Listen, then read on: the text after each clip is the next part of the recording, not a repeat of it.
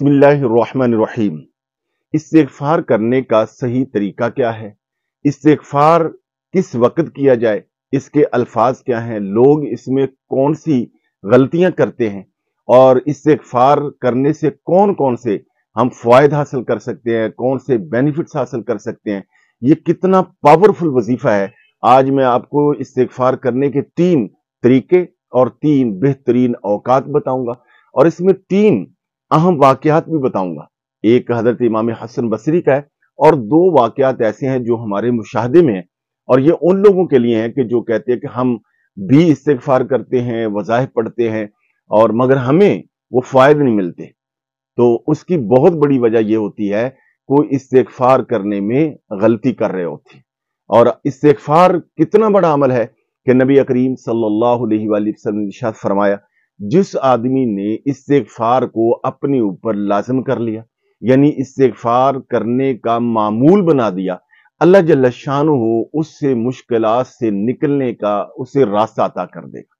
अल्लाह जल्ल शानुहू उसकी जिंदगी को बागो बहार कर देगा।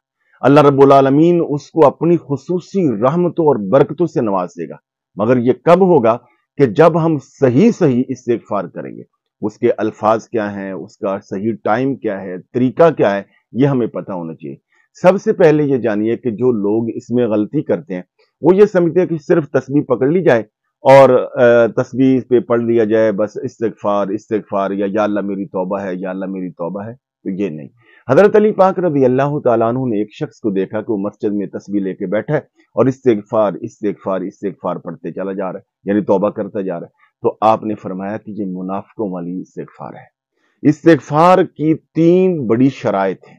सबसे पहली बात यह है कि बंदा अपने आप को गुनाहगार समझे, यानी गुनाहों का एतराफ़ करे, फिर उस पर नदामत इख्तियार करे, यानी शर्मिंदगी इख्तियार करे कि मुझे ये गुनाह नहीं करने चाहिए थे, और फिर सच्चे दिल से तौबा करते हुए आइंदा से पुख्ता अज़्म करे कि आइंदा मैं ये गुनाह नहीं करूंगा। इस तसव्वुर के साथ वो आदमी जो वो तौबा करे, इस्तिग़फ़ार करे। और इस्तिग़फ़ार में जो टाइम है, बेहतरीन जो औकात हैं, वो तहज्जुद का वक़्त है।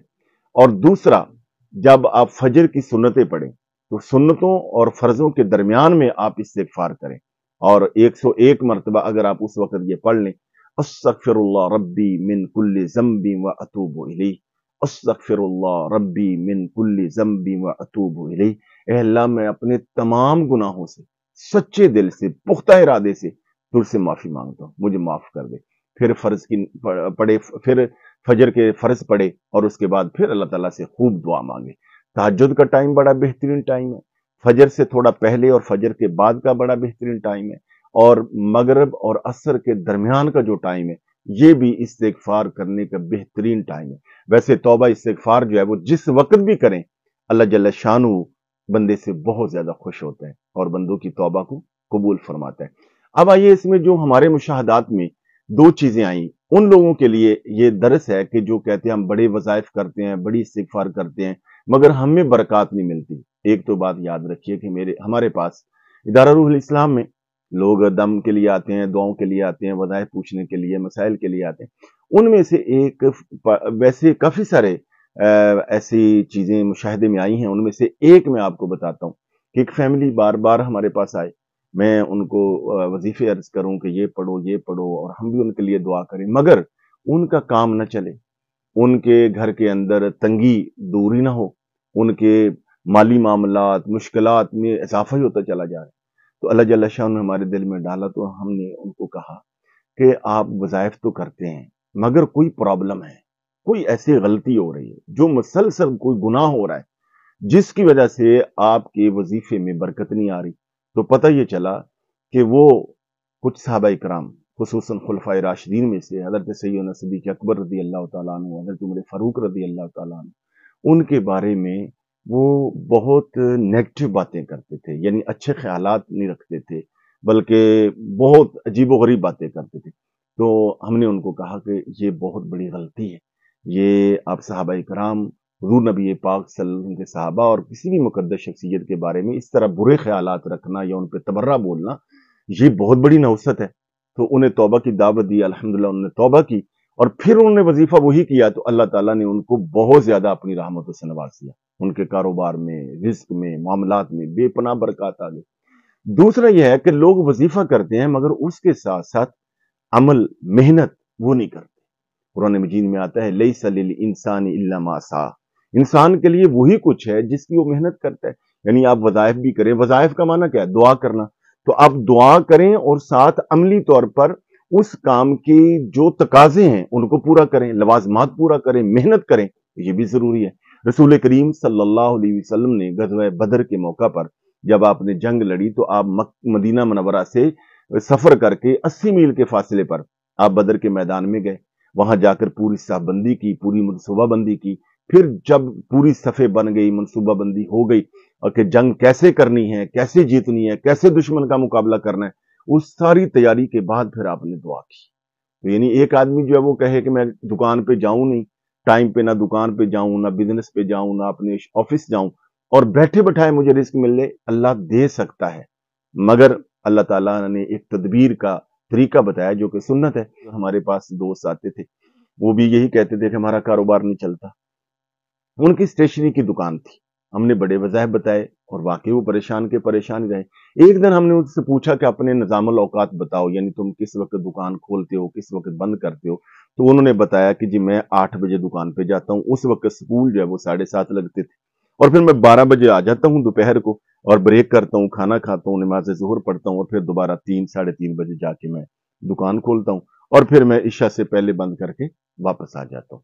تو میں نے کہا کہ اس میں بہت بڑا ایک انتظامی فالٹ ہے، ایک کسی نے آپ پہ جادو نہیں کیا، آپ خود اپنے لیے جو وہ جادو کر رہے ہیں۔ کیا؟ وہ یہ کہ بھئی اسٹیشنری کی دکان ہے، اب جب بچے صبح 7:15 7:30 بجے اسکول جاتے ہیں، پیرنٹس اس وقت چیزیں لے کے دیتے ہیں، اسی طرح دوپہر کو چھٹی کے وقت جو لوگ دے کے دیتے ہیں، اس طرح لوگ آفس گئے ہوتے ہیں، شہروں میں بالخصوص دکانوں پہ، اپنے کام پہ، اور شام کو واپس آ کر عشاء کے بعد کھانا وغیرہ کھا کر لوگ نکلتے ہیں اور بچوں کو جو ان کی چیزیں ہوتی ہیں اسٹیشنری کی، کاپی پینسل جو بھی چیزیں وہ لے کر دیتے ہیں۔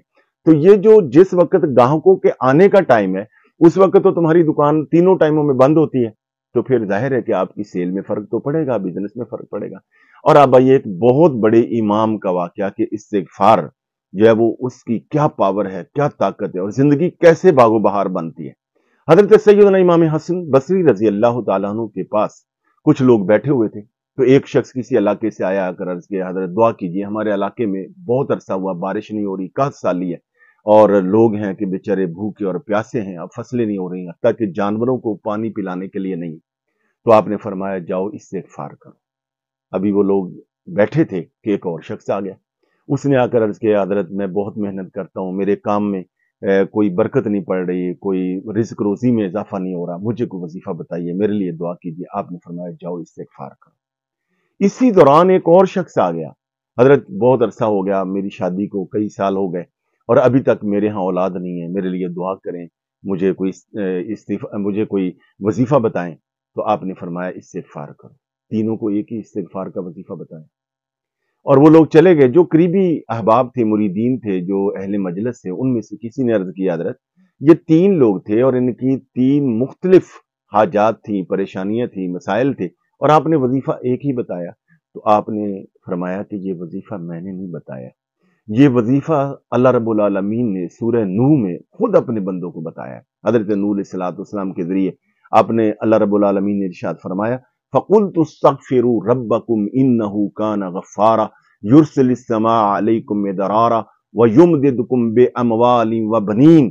کہا کہ اے نوح اب لوگوں کو بتا دیجئے کہ آپ سچے دل سے توبہ کرو، استغفار کرو، جب تم توبہ کرو گے تو اللہ غفار ہے، وہ تمہاری توبہ کو قبول فرمائے گا، اور جب وہ توبہ قبول فرمائے گا تو اللہ رب العالمین تم پر آسمان سے رحمت کی بارش برسائے گا۔ وَيُمْدِدْكُمْ بِأَمْوَالٍ، وہ مالوں کے ساتھ تمہاری مدد کرے گا، وَبَنِينَ، ابن نہیں بیٹوں کے ساتھ، یعنی تمہیں مال بھی دے گا، تمہیں رزق بھی دے گا، اور تمہیں اولاد سے بھی نوازے گا، اور اپنی رحمت کی بارش بھی برسائے گا۔ تو یہ قرآن مجید میں اللہ رب العالمین نے فرمایا، مگر شرط یہ ہے کہ جب بھی استغفار کریں پوری توجہ کے ساتھ اور ان 3 شرائط کے ساتھ کہ آپ گناہوں کا اعتراف کریں، ندامت اختیار کریں، آئندہ کا پختہ ارادہ کریں، اور استغفار سید الاستغفار بھی حضور نے بتائی، استغفار کے بہت طریقے ہیں۔ سرکار کریم صلی اللہ علیہ وسلم خود فرماتے ہیں کہ میں دن میں 70 یا 100 مرتبہ استغفار کرتا ہوں۔ ضروری نہیں ہے کہ کوئی آدمی بہت بڑا گناہگار ہو اور تبھی وہ کرے، نہیں، ہر حال میں اللہ تعالیٰ سے توبہ کرنی، استغفار کرنی ہے، رجوع کرنا ہے۔ تو آپ کوئی بھی کلمات کے ساتھ استغفار پڑھ سکتے ہیں۔ دعا ہے کہ اللہ رب العالمین ہم سب کو اپنی رحمتوں سے نوازے اور کثرت کے ساتھ استغفار کرنے کی توفیق عطا فرمائے۔ آپ سے گزارش یہ ہے کہ دوسروں تک پیغام پہنچانے کے لیے ہماری معاونت کیجیے، ویڈیو کو لائک اور دوسروں کو شیئر کیجیے۔ بہت شکریہ۔